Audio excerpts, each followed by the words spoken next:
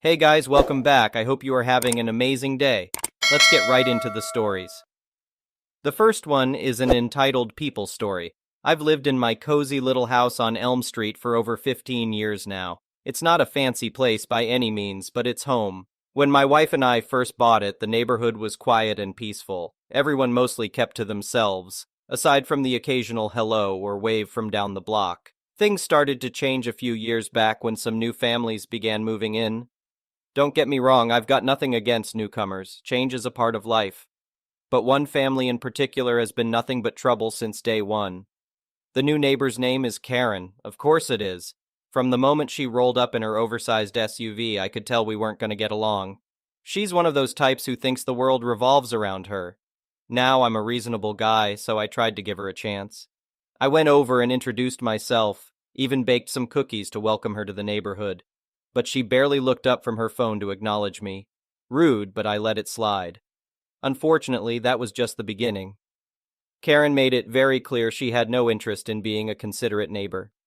Anytime I was working in my yard, she'd crank up her music loud enough to wake the dead. And heaven forbid if I made even a peep on a weekend morning. She'd be pounding on my door, screaming that I was disturbing her beauty sleep. Still, I held my tongue and tried to keep the peace. I figured if I was polite enough, she'd eventually warm up to me. Oh, how wrong I was. A few weeks ago, I arrived home from work to find a strange car parked in my driveway. As I got out of my car, a man approached me and introduced himself as James, a real estate agent. He went on to say how thrilled he was that I had decided to sell my home. I stood there stunned for a minute before informing him that my house was not for sale. But James insisted Karen had told him I was ready to move and my home would be listed by the end of the week. As the confusion set in, I noticed Karen watching from her front porch. The smug grin on her face said it all. This was her doing. I asked the agent to leave and immediately marched over to confront my troublesome neighbor. Care to explain what's going on? I asked. Karen feigned innocence. I have no idea what you mean. I simply mentioned to James that you were considering selling. I must have been mistaken. I knew she was lying through her teeth, but I didn't want to cause a scene out on the street. So I held my anger in check and told her there must have been a misunderstanding. I made it clear my house was not for sale and asked her to please correct the issue with her realtor friend. Karen insisted it was just an honest mistake. Don't worry, hun, I'll straighten it out right away, she said in an exaggeratedly sweet tone. I had a bad feeling in my gut, but tried to give her the benefit of the doubt. Over the next few days, I kept catching people peeking around my property or slowing down out front. It didn't take long to figure out why. Karen had gone ahead and listed my house for sale without my knowledge or consent. Livid could not begin to describe my anger. This woman's audacity knew no bounds. But before I could even process this betrayal, Kate was knocking on my door, her high-pitched voice chirping, I have an offer for you. She waved a piece of paper in my face, rambling about how she knew I'd be thrilled with the all-cash offer. I snatched the page from her claws and ripped it to shreds right in front of her. Let me make this crystal clear, I said slowly. My house is not for sale. Take the listing down immediately or I'll be speaking to my lawyer. For once, the smug smile slipped from Kate's face. She stammered and stuttered, claiming it was just a tiny misunderstanding. But I shut the door in her face before she could spout more lies. I wasted no time calling James directly and making it abundantly obvious that I never gave any consent to list my property. He seemed shocked, insisting Kate had produced documents giving her authority to list and sell my home. It didn't take long poking holes in that claim. A few hours later, James confirmed the listing had been removed and offered his sincerest apologies for the mix-up. As satisfying as it felt to have the bogus ad taken down, I wasn't about to let Kate off the hook that easily. What she did was deceitful and illegal. I consulted a real estate attorney who helped me send Kate formal notice that I would be pursuing legal action if she didn't make things right. Turns out her little stunt could be considered attempted fraud. My attorney helped me file documents with the state licensing board, and even an official police report. He ensured me we had a solid case to sue for damages as well. Kate's blatant disregard for decency and basic respect had gone on long enough. I wanted to see real consequences for her actions. I decided to start by contacting the Homeowners Association's president with evidence of Kate repeatedly violating Homeowners Association's bylaws and rental policies by creating disturbance and nuisance conditions for neighbors with loud music, parties, etc. Attached photo evidence of the bogus for sale sign in front of my house. After reviewing the documentation, the homeowners associations gave Kate 2 official breach notices, threatening fines and eviction if any further disruptions or unauthorized activities like illegally listing my home occurred. I made sure to get copies to further bolster my harassment claims against her. The final nail in Kate's coffin came when I mentioned her shady behavior to a buddy of mine who works for the state licensing board. He was happy to do a quick audit of Kate's real estate records, which uncovered a whole slew of complaints and policy violations, including multiple instances of illegally listing properties without owner consent. A week later, I received a notice that Kate's real estate license had been revoked, banning her from practicing real estate in our state ever again. Kate and her equally obnoxious husband moved out a month later when their lease was up. I have to admit, I got immense satisfaction watching them pack up and drive away, knowing I finally brought real consequences to her actions. She thought she could violate my property rights with no pushback. Boy, was she wrong.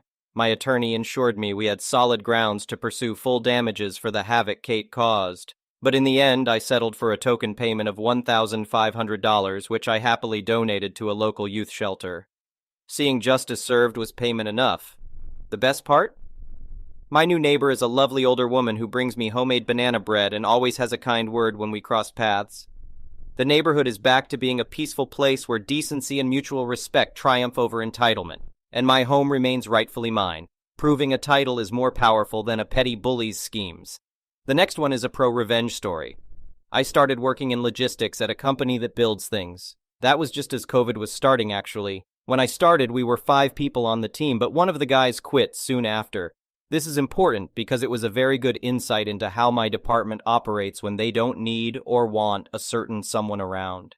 They will not outright fire you, since then they have to pay you severance, but instead they will bully you into quitting. I saw pretty much the whole package. Excluding them from meetings and important events, putting them down in public, lecturing them, never noticing good work done, but always making sure everyone knows about work that is poorly done. Drowning someone in work and then berating them when they inevitably can't keep up. It was outright childish at times. I didn't register it at the time, but it was a really valuable lesson for later. I was put in charge of managing our overseas suppliers, among other things. About half of our material came from overseas, most of that from China. While it seems like a big task for someone new, it wasn't done out of malice. Genuinely, everyone believed we were going to get a guy in China for the Chinese supplies, then I'd be left for the handful of others. It seemed fair, but we never got that guy for China, and I was left with all overseas suppliers. Another important thing is that just in this project, the company had decided to change the workflow for overseas suppliers. This is because, due to COVID, the price of shipping containers had exploded. To explain it as simply as possible, previously the suppliers were responsible for filling our containers and bringing them to the harbor. We were responsible for picking them up from the harbor and bringing them to us. However, due to demands and many other things, sometimes we just needed 2 or 3 pallets of parts, where a dozen or more could fit inside a container. So we were shipping a lot of air. The new workflow would have the suppliers bring the parts to an external warehouse, one in the US, one in China. Then we would load them into containers to get the containers as full as possible, and then bring them to the harbor and then into our plant. This way we needed to rent far fewer containers. This complicated things because it erased the direct contact from us to the suppliers. And there was no official method of how we were going to keep in contact with suppliers.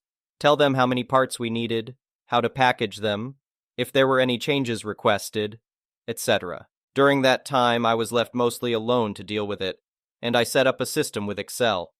It was mostly manual, rather simple, but it worked well. It worked so well that one of the suits even chatted with me about it for a bit, since he wanted to make it a standard in future projects. And also, this is very important, I was the only person who actually knew all our overseas suppliers and their contacts. Some of you might be able to tell where this story is going already, so during that entire time, nobody had actually bothered to ask me to explain to them how my system worked and where I kept track of all the supplier contacts. All of this data was hidden on like slide 800 of some Excel file I had saved in a folder titled Part Pictures, which was otherwise filled with pictures of parts. Now moving forward, as COVID began dying down, the department, for whatever reason, decided they didn't need me anymore. I have theories, but nothing certain, so I will just leave it at that. I pretty much saw precisely the same thing go down as I had seen with that one guy, who had left shortly after I started. All the bullying. I thought to myself at first that if I pull through and keep doing a good job, and I believe I did a good job, they would eventually cool down, but they didn't. After 2 months of that, I said screw it, and decided to just sit out and endure until the Christmas bonus we get every year, and then hand in my notice. And also, I just delayed teaching anyone how my system worked until I was gone. And that is pretty much how it happened. Off topic, for my own future employment, I actually lucked out. One of the local suppliers I was managing had a really chill guy as a managing director. I gave him a call, explained I was about to be unemployed, asked if they needed staff. He then called me in for an interview. We talked about anime for an hour while his HR lady looked confused about what Attack on Titan was, and he told me I can come in the moment I am done with my, then, current job. Back on topic. A month into working at my new job, I got a call from my old job, the department manager. To his credit, he was always a reasonable guy. He told me in plain words that they have no idea where to even start with the Chinese suppliers. He then offered me my old job back with a very respectable pay increase. I explained that I already had a new job. 2 days later, I got another call where the same manager offered me many times my monthly salary just to come in for 1 week and instruct my old team in how my process functioned, introduce them to all the contacts, etc. I told him I refused because of the way I had been treated by them when I worked there. He said that he understood and wished me luck at my new job and hung up. The reason I am writing this story now, this week I randomly got in touch with some of the people in the transport department from my old job. They mentioned that in the now 10 months since I left, the logistics department racked up 8-figure losses due to wrong deliveries, over and under deliveries, outdated parts, some suppliers canceling their contracts, and new suppliers needing to be sourced, etc. And all the blame for that fell on my old team. My new job is fine. It's not the best job, but I get to travel a lot and get nice bonuses for it. My boss isn't around much since he married. I do sometimes regret not taking that offer for a week as an instructor. The next one is a petty revenge story. So, some backstory first. This all happened about 8 or 9 years ago. I was a senior-level engineer at a large software company we all know and are familiar with in the PNW of the US. I made a good salary and was doing well for myself. One day at an after-party/happy hour event at a tech conference, I met this girl who I quickly fell for. She was in her early 30s and had just started out in tech. I admired her ambition and bravery to go after a new career. After spending all her 20s being a bartender or server, she decided to enroll in a coding boot camp and was quickly hired as a junior web developer at a small company in the area. Being entry-level still, she wasn't making a ton of money, but she had potential. She was bright, driven, enthusiastic about her work, etc. And of course, I thought she was attractive, and I very badly wanted to see her naked. Soon we were dating, and everything was great and hunky-dory for about 9 months or so.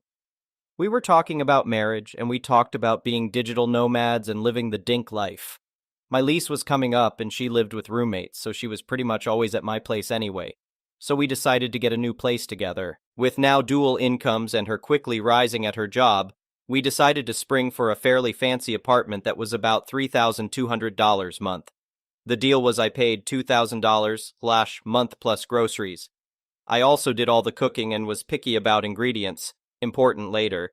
She pays $1,200, and we split the utilities. It was a fair split given our relative income delta.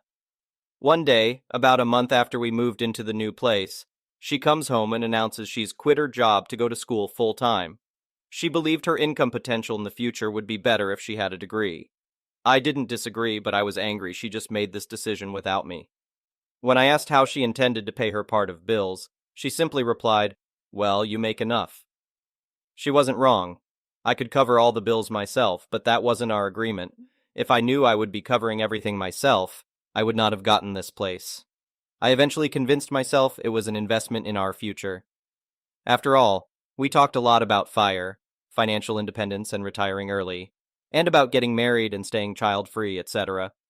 Giving her the freedom to knock out a degree as fast as possible was good for both of us. Fast forward a couple more months. We're on the couch watching Netflix, and she falls asleep with her phone in her hand open to Snapchat. I see a message pop up from a guy she has mentioned before who she met at school, a guy much younger than her or me. I was feeling nosy. I slipped the phone out of her hand that was still unlocked and looked at the message. It was an explicit photo. At first, I just thought, oh, gross. This must be one of those guys girls always talk about sending unsolicited explicit photos. But my curiosity was piqued, and I looked further. I went into her photo gallery and clicked on the Snapchat folder, and it was full of this guy's explicit photos and nudes of herself that she never sent me. She would send me explicit photos quite often, but I didn't have Snapchat, so she was definitely sending them over Snapchat to someone else. I woke her up and confronted her about it right then, which turned into a big fight. She eventually admitted she's been involved with this guy who is like 18 years old. I told her we're done, and I want her out by the weekend. The weekend comes, she hasn't moved. I'm sleeping on the couch in a fancy apartment that I pay for alone, and I've had enough of this situation. The revenge. Since in that state it's basically impossible to legally kick someone out of a lease unless they've committed a crime, I really had no recourse to get her out. So I plotted to make her life miserable. I stayed home from work one day and got to work. Our apartment was a 3-bedroom. Obviously, the master was ours and shared. The second was our shared home office. The third is where I had my gaming computer and sim racing rig, and she had her painting easel. I went and bought a used, nasty twin mattress and put it in room 3. I moved her stuff out of the shared office into room 3 and put my sim rig into the office. I then put locks on the master bedroom and room 2. I moved the fridge into my room and used the office closet as a pantry.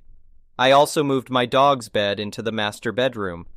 We each had our own dogs, and they had become besties. Her dog followed mine everywhere and started sleeping in my room with me. Remember how I said I was picky about ingredients? Well, cooking is one of my favorite hobbies, and throwing all humility aside, I'm damn good at it too. My ex, all my exes and current girlfriend for that matter, loved my cooking.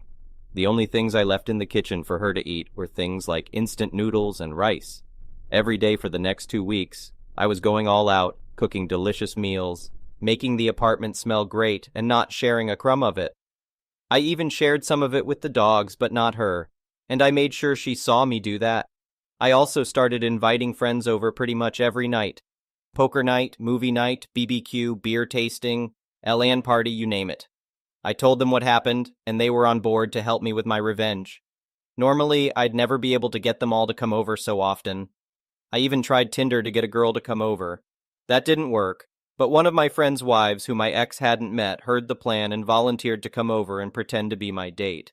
Finally, she was also a Twitch streamer, and most of the software licenses she had were in my name because I got them at a discount from either my employer or a vendor, which means I had a record of all of them. I terminated all her software licenses. She was miserable on her gross mattress and could never get any peace and quiet to study. She couldn't stream. The plan was working. We also used to go to the gym all the time together. Now we were going at separate times. One day a guy who we see there all the time but never really talk to comes over to me and asks if me and XXX broke up. I told him yes. He then proceeded to tell me she spoke to him 2 days ago and was trying to make me jealous by bringing him home. He declined her offer and opted to tell me about it instead. Bros before hoes, man. Guess who was invited to poker night the next night? She left the next day, leaving an apology note and the keys on the kitchen counter. I and my dog miss her little pup, though. The next one is a malicious compliance story. A lot of lawyers are making the news with their bad decisions, which reminded me of a story I hope you enjoy. I had an appearance for a pre-trial hearing in a small-town court. This hearing went okay for my client. The other attorney, opposing counsel or OC, did not react strongly, positively or negatively, which made sense because the decision was basically a 60-40 split of what we were disputing. Neither of us was a big winner or loser. His demeanor changed drastically after the judge dismissed us. In the hallway, he stomped up to me while I was discussing next steps with my client and said we needed to talk. I said something along the lines of, as soon as I'm done with the client. OC huffed off and I finished my talk. To set the stage for this next part, I'm almost exactly average for height and weight. OC was probably about 4 inches taller, 60 pounds heavier, and 30 years my senior. Imagine a big belly, a drinker's nose, and some flop sweat if he saw the elevator was out of service. So I said goodbye to the client and walked over. Without any small talk, he gave me something close to, "You think you can just walk in here and act like that?" This was confusing because nothing really went great or terrible for me or him. So I said something like, "Act like what?" This really set him off, and I pinky swear I was not trying to antagonize him with that question. OC then says, verbatim, "You better hope I never see you outside this court, because I will kick the crap out of you." What he did not know was that I really enjoy fighting. After seeing the Power Rangers punch those clay soldiers, I begged my parents for karate classes. After that was judo in HS, BJJ in college, and an attempt to fight in the UFC after college. I thought I was tough right up until actual professionals hit me. Then I thought, wow, I'm actually a huge pussy, and went for a graduate degree, so I told OC, "Sounds good, we need to sign some forms first though. Here's my availability, let's find a time and meet at this gym. Do you want boxing or grappling gloves?" I thought for sure he would make up an excuse, but he agreed. So we set up a time and everything. The small-town court gossip mill did its thing, and a couple of court staff showed up to watch the fight. In an anticlimactic turn of events, OC was a no-call, no-show. The next time OC and I appeared before the judge, who did not show up to watch the fight, the judge made a snarky comment like, "Is this really worth fighting over?" And OC didn't have anything to say to that. Thank you for watching. I would really appreciate it if you could like the video and subscribe to our channel if you haven't already.